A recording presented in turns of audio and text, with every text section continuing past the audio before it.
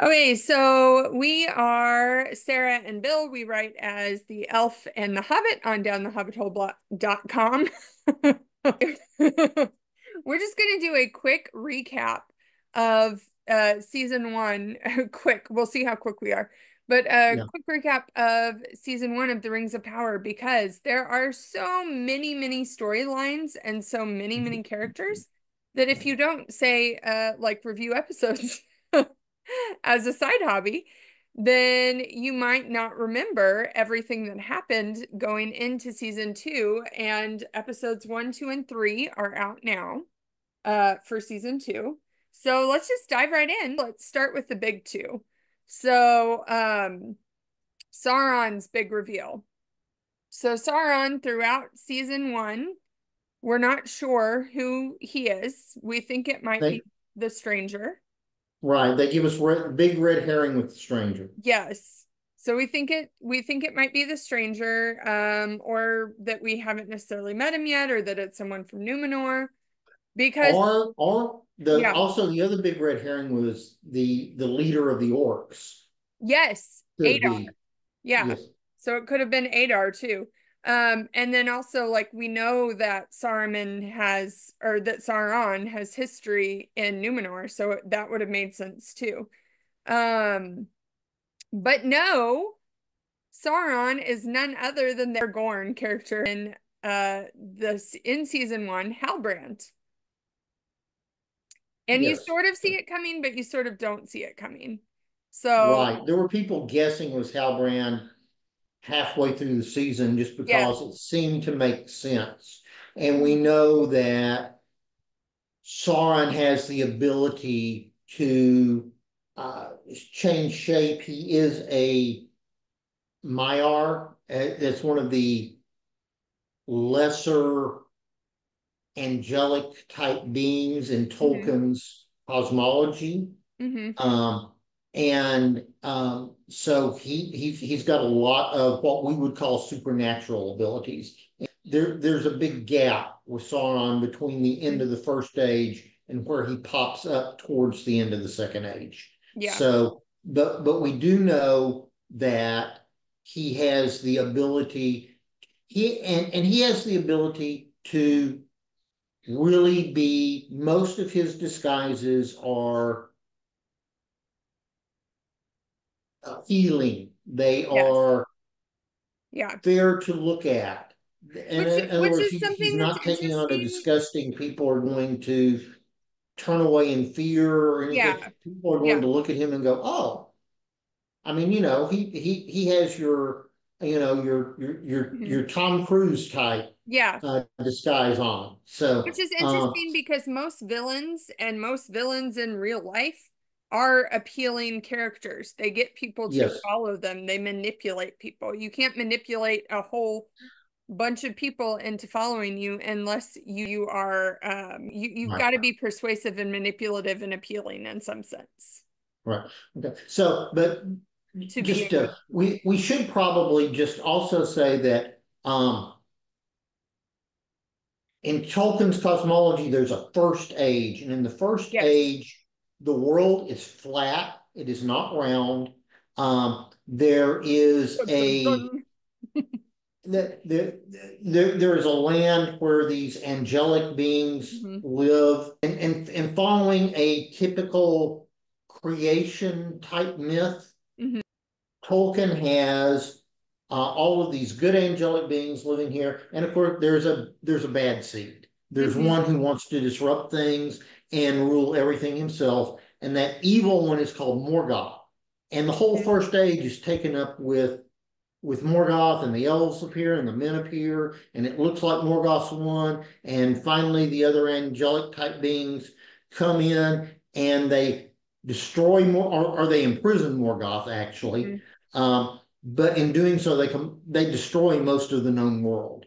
Yeah. Morgoth's chief lieutenant was one of these lesser angelic type beings that we know as Sauron, and in particular, Sauron is responsible for killing Fingold, one of the major elves during the First Age. And Mhm. Fingold had a sister. And his sister's name was? Galadriel.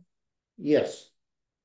And so she takes it upon herself to hunt down Sauron. And it's a little bit different than it is in the books, but and this is good to explain too. The reason that they are focusing on the second age, and technically it's like thousands of years in the lore, but we're gonna reduce it probably to 20 or 200 years in the series, or they are, because they only have access to certain Tolkien writings. Got the rights to the Lord of the Rings, and they've got the rights to the appendices to the Lord of the Rings, which include all the timelines. What they don't have the rights to are the Silmarillion, or the Fall of Okay. Gondolin, or Okay. all of these other works that his son went in and compiled after J.R.R. Tolkien died. Okay, gotcha. Okay. So they don't have the rights to everything. And so what they're aiming for is that for this prequel series is this timeline that has the least written about it so that they Right, can fill it in the most with the most, creative additive storyline. And they're right, also going in and with this series, they are addressing a lot of the issues that fans and just general audiences had with the original trilogy. That there weren't women as main characters, that there weren't main characters of color, that there weren't any there were some sexist and racist and other issues that they are trying to, and some plot holes that they're trying to, sew to the lore right, a little bit, right. adding to the series in a positive way. Right. So, uh, so we've got Galadriel, Hmm. and what people have to, people are coming to this series from various places. People are coming, they've read The Hobbit and The Lord of the Rings, that they haven't done anything else. Or Yeah. they've seen the movies. And if they've read the books, they've probably seen the movies. They Hmm. may have just seen the movies and not ever read the books.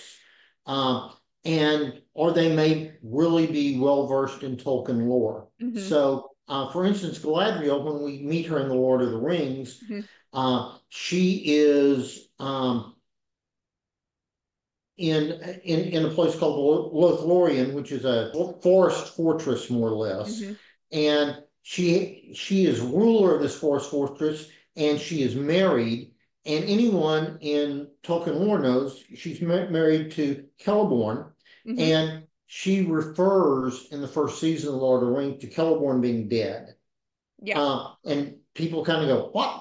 First, Are you changing things? Well, the what you have to first season realize of the Rings here, of Power. Yeah. it gets back to what you said, Sarah. This is the Hmm. one where this second age you got a lot of room to play with. Actually, you got room to play with some in the first age too.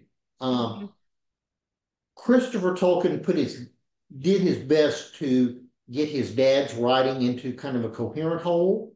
But what Yeah. you got to realize is Tolkien went back and revised this stuff and Hmm. revised it and revised it again and Yeah. revised it again. So for Galadriel, we have three or four different backstories for Yeah. Galadriel in Tolkien's writings. Yeah. So, and the whole idea that we have in the Lord of the Rings Hmm. is that, like you said, these are things that took thousands and thousands and thousands of Hmm. years. Some of the stories may change, and you Yeah. may get one version or another version. So Hmm. what they're doing is perfectly consistent with Tolkien's Legendarium.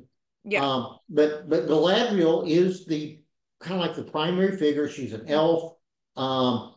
She's obsessed with fighting Sauron, with Yeah. finding Sauron and killing him. And her And of reputation has course, been tarnished because of it. yes. Yeah. And so Which plays heavily into the series and the second season. right, and one of the reasons she accepts Halbrand and she seeks his aid is she truly thinks he is the king of the Southlands Hmm. and he can help her find and defeat Sauron. Yep.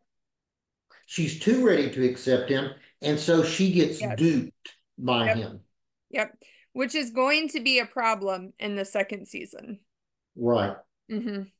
So then let's just go ahead and fill out the elves real quick. The elves that we know, there Mm-hmm. are three other elves that play significant roles in season one, and they're all there in Tolkien. Mm-hmm. There's Gil-galad, who is the king of the High Elves Yes, in Lindon. and Um, throughout the first season, he's not a fan of Galadriel, and he's on the same page ish with Elrond.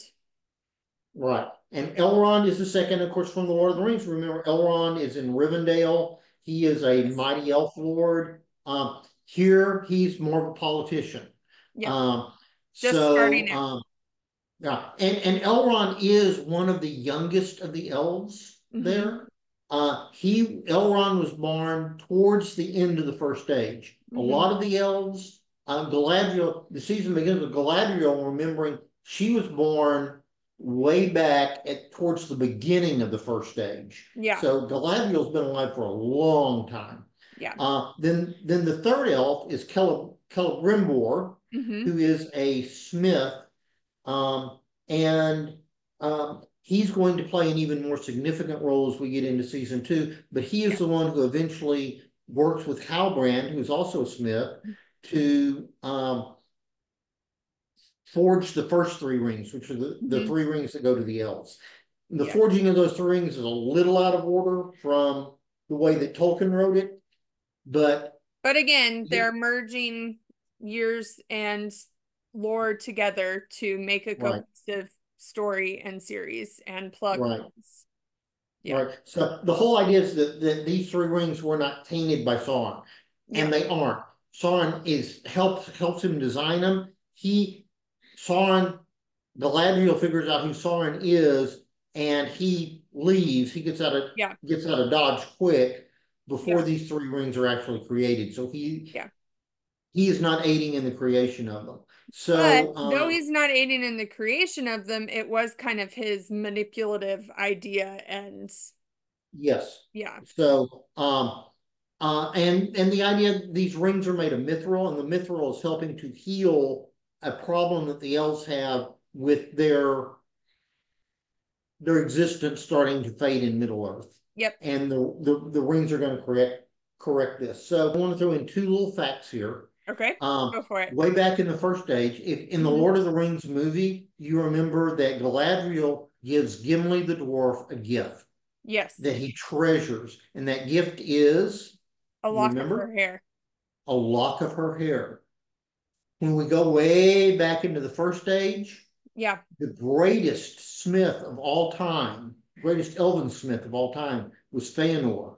Mm-hmm. And Feanor asked Galadriel for a lock of her hair to Mm. craft it into a. Crown. He already crafted the Silmarils, which are the big thing in the first Mm. stage, which basically contain the light of the sun and the moon, more or less. Ah. Okay. And he says, I can do something like that with your hair. And what does she tell him? No. No.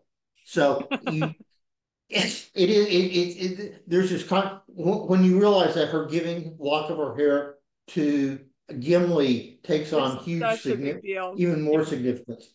Yeah. Feanor was, I believe, Mm-hmm. um, I don't know if he was the father of Celebrimbor or if Celebrimbor was like his grandson, or he's in Or but he's mentor in or the family something. tree of Feanor, Okay. these mighty smiths, and he really wants to surpass Feanor Yeah. to be the greatest Yep. elven smith Be the ever. greatest artist. Yeah. Yes. Yep. Okay, And so those are our elves. Sauron plays into all of the people's wants and desires Yes. to manipulate them. That's Yeah, because he can. I mean, Yeah, that's how bad guys and villains and evil politicians do it too. Like they play yeah, into your biggest fears and your biggest desires because otherwise they right. can't control you. And they're good at it. And Sauron Mhm. is really good at reading this in other people. Yeah. So Okay, so that's the elves. And playing off of that, Elrond's friend Durin. So we have the dwarves. Durin is the prince currently. Durin and his wife Disa play a big role. And they're some of my favorites just because they bring a lot of humor and levity and heart to their characters. And at the end of the first season, they are kind of pitted against the king, Whose Durin's. name is also Durin. It's, Hmm. I believe, during the third and during the fourth. Yeah. And they want to help the elves because Durin has a strong friendship with Elrond. And because they just think it's the right thing to do. Right now, they don't really have the king doesn't really have enough motivation to work with the elves, but that motivation will come quickly at the very beginning of season 2. Right. And we're going to see a lot more about the political geo atmosphere of what's impacting and affecting the dwarves and are those specific dwarves living in Right. Khazad-dûm. Khazad-dûm. Yep. Khazad-dûm. Khazad-dûm, if you're familiar, again, if you watched the movies or read the books, Hmm. you're going to be more familiar with Khazad-dûm as Moria. Yep. So, and in The Lord of the Rings, we see it in ruins. Hmm. In the Rings of Power, we see it in its not Heyday. its full glory, but Yeah. close to its full glory. It's fantastically beautiful. It's this Hmm. underground kingdom where they've got trees growing, crops Hmm. growing. They built their shafts to bring in sunlight. There's And there's rivers, part of the waterfall. elven tree even in there Yeah. because Elrond gave it to him as a gift. And so he's Okay. been growing this tree from Elrond. And what's happened is Durin, Hmm. the son, he and his miners have discovered Mithril. Hmm. And we get a backstory from Mithril that it was good and a bad being, fighting at the top of the mountain Hmm. at the end of the first age, and basically kind of neither one of them won, but the result of their conflict seeped down into the mountain and became Mithril, Hmm. which it's basically it's almost like light and metal. The Hmm. problem with the Mithril is as they're mining it, they start to get earthquakes and things, and the Hmm. mine shafts collapse, which And is they wake why the up the king thinks Balrog. it's too dangerous. Yeah. But towards the end, the sun finds this huge vein of Mithril, Hmm. although we roll all the way down.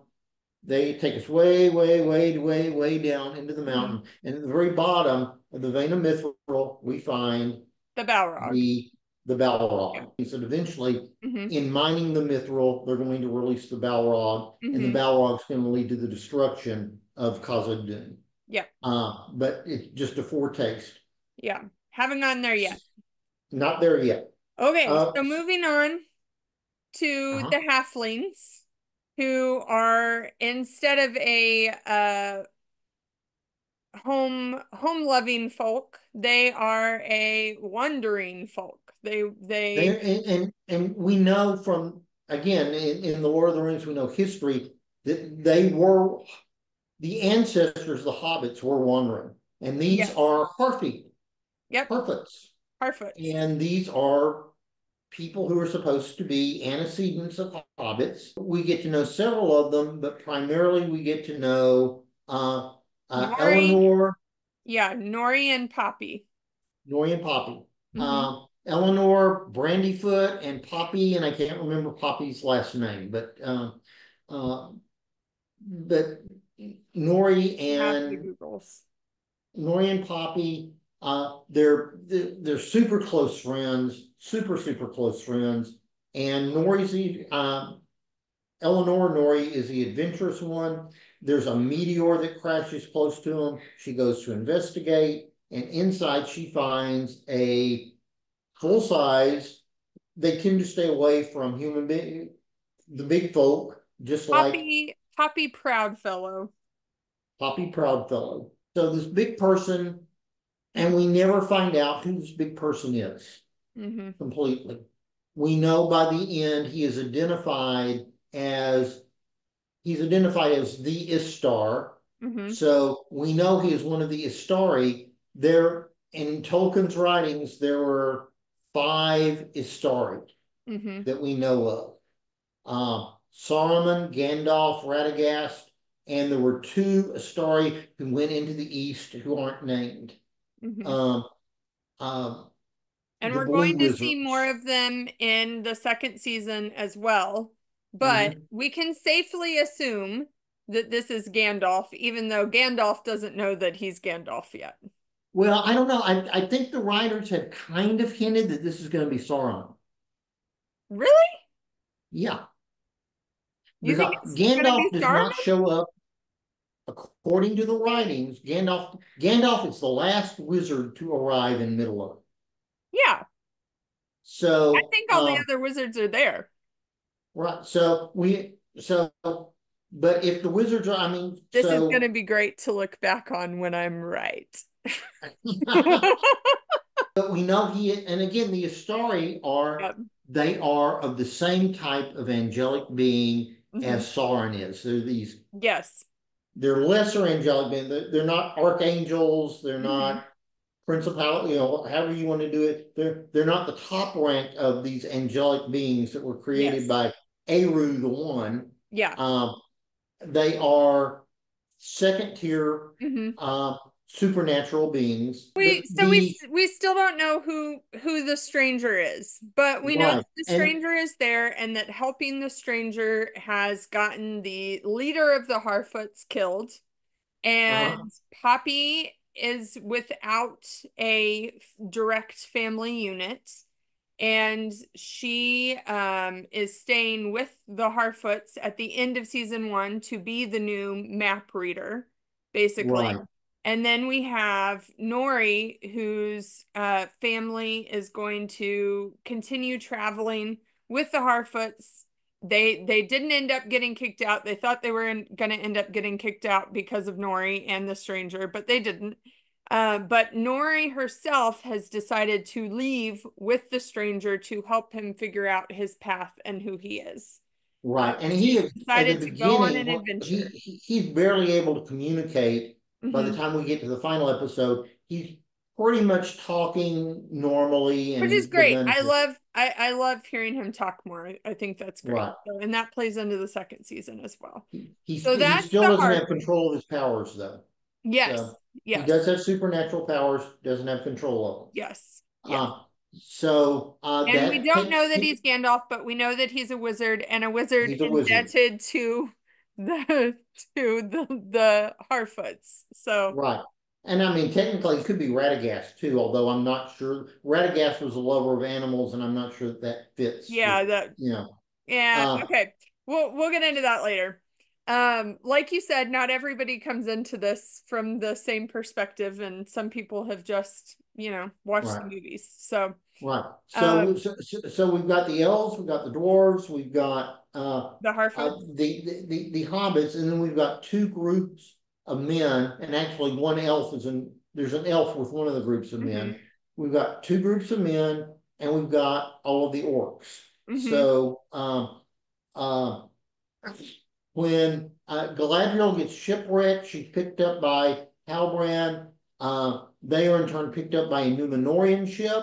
Mm-hmm. And Numenor, again, background, at the end of the First Age, the Numenor is Valar created an Numenor. island within sight of the Undying Lands, which is where Yes. they live. And the So it is island is it called is a Numenor. gift. It is a It's gift a for gift. assisting in defeating Morgoth. Right. By the time we get Numenor for a long time, I mean, these men fought with the elves during the First Age, and they're friendly with the elves, and they have elven, for lack of a better word, technology. But by the time we get to them, they have all but rejected being. Yeah. Oh, and so Disassociated themselves with the elves because they're right, not the same They live longer, but they don't live as long as the elves. We have sections of Numenor that are still faithful to Yes. that way of life, and that's going to play a huge factor into the next season. But we have the captain who picked up Galadriel and Halbrand, and his son is named Isildur, and we know Isildur from the Lord of the Rings series. So we have Right. Isildur. At the very beginning, we see the captain, Elendil. Elendil, is being killed by Sauron, and Mm-hmm. Isildur picks up his sword and cuts off the ring. Mm-hmm. So these are both characters that continue up into um, the battle that we see at the beginning of the Lord of the Rings, which of course Mm-hmm. took place hundreds of years before well, thousands of years before the main action of the Lord of the Rings battle. Yeah. But um, but yes, these are very, very important characters. And so Galadriel she really convinces Halbrand and the Numenorians to sail and to aid the Southlands. Mm-hmm. In and again, she thinks this is going to help her defeat Sauron, find and defeat Sauron. So in the Southlands, we have a number of characters, but primarily we have there's a lady Bronwyn. healer in a village named Bronwyn, Mm-hmm. and actually there is an elf that Mm-hmm. is in love with Bronwyn, Mm-hmm. and he stays behind when they're ordered to leave their post Yep. to be with her, and she has a son named Theo. Mm-hmm. Um, And then there's also this real jerk of a guy that runs the tavern that is not okay with a woman being in charge. And just to make a long story short, Bronwyn ends up taking her people out of their hometown and saying, "Hey, if you want to survive, come with me. We've got to go somewhere else." So she leads them up to the safe tower and to the elf's safe tower, and that doesn't work. And half of them end up leaving and pledging allegiance to the Orc Lord Adar, and half of them end up staying, and the half that ends up staying from all the surrounding towns and villages, those are the people that end up fighting with the Numenorians and Galadriel and Halbrand, and it doesn't go well. Adar, who's running the orcs, all these villagers have pledged allegiance to him. In kind of their last stand, he dresses up the villagers as orcs and sends them in as the first wave. Yeah. And they are defeated, and the remaining villagers are like, "Oh wow, we won! We defeated them!" Yeah. Uh, and they are almost but they didn't, and the orcs come in and they get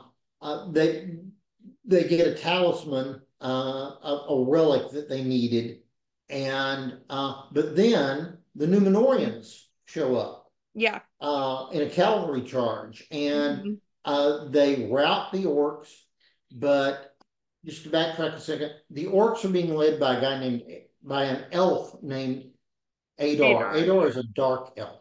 Hmm. Dark elves were elves that were captured very early in the First Age by Morgoth, Hmm. and were twisted.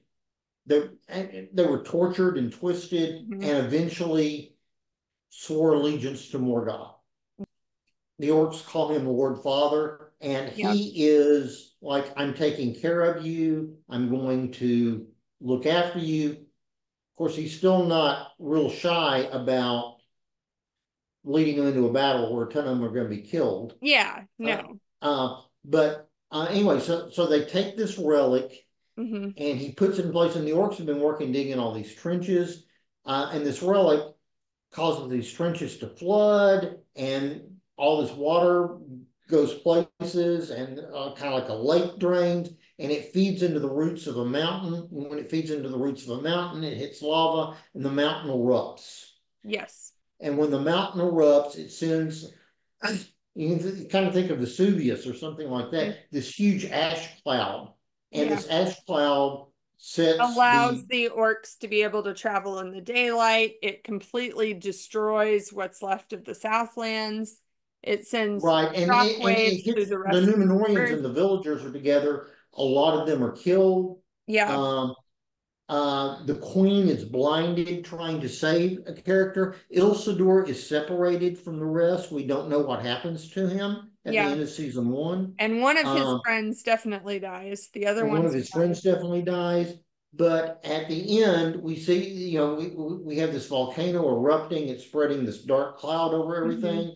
And we see the name on the screen change from the Southlands to Mordor. And that was a Mordor. beautiful artistic moment. They had a map. Yes. It was great. It was one of the best parts of that episode. So Mordor has been Mhm. created. And at the end of season one, we see Sauron, Halbrand, who we Mhm. now know as Sauron, trudging into Mordor. Mhm. Um, we don't know what's going to happen with that. So we get the impression Sauron he almost kills Adar. Yeah. Galadriel A- stops him from doing that. And Back when everyone thinks he's Halbrand. and Adar specifically sends people out in the first season to find Sauron because he's like, no, this I thought I killed Sauron.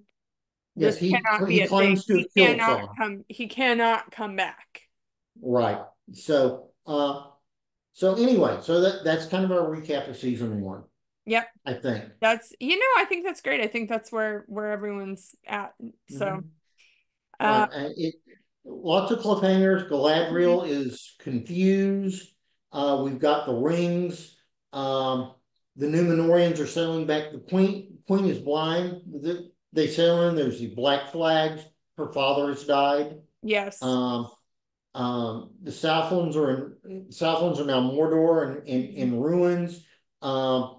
And Nori and the stranger are out wandering. They're headed towards Rune, which is Mhm. a place in the east in Tolkien's world. And my goodness, so many storylines, so many characters. It was a lot to take in. Yes.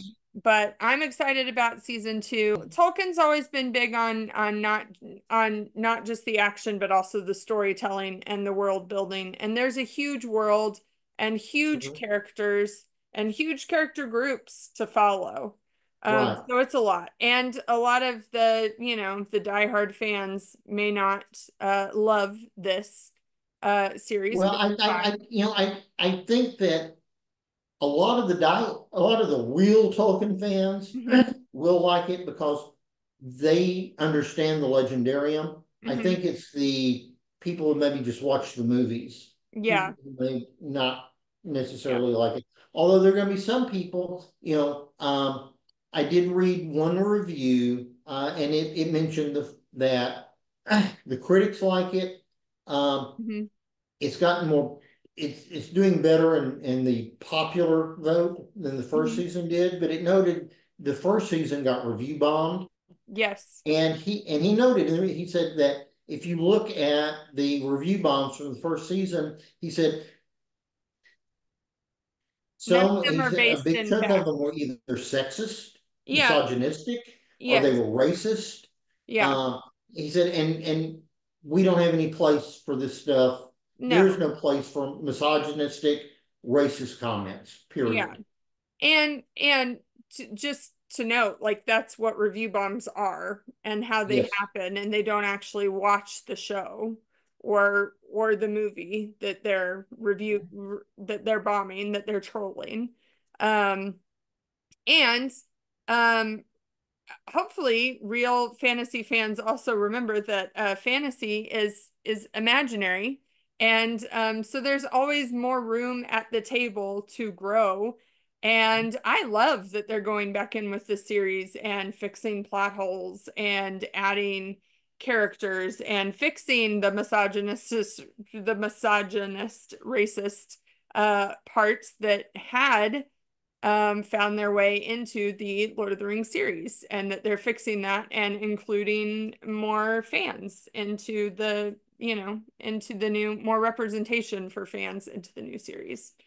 So It's exciting. I think it's going to be great. And hopefully you enjoyed season one. If you didn't enjoy season one, guess what? You're not going to enjoy season two. So this isn't for you. But if you did Yeah. enjoy season one, season two Or is if you here. don't like fantasy, Yeah. I mean, and there are people who don't like fantasy. I Yeah. mean, Which is fine. that's I don't fine. understand because I grew up with a dad who loved Tolkien and fantasy. Wait, there are people who didn't grow up discussing these things in depth. So yeah, but there you go. That's season one.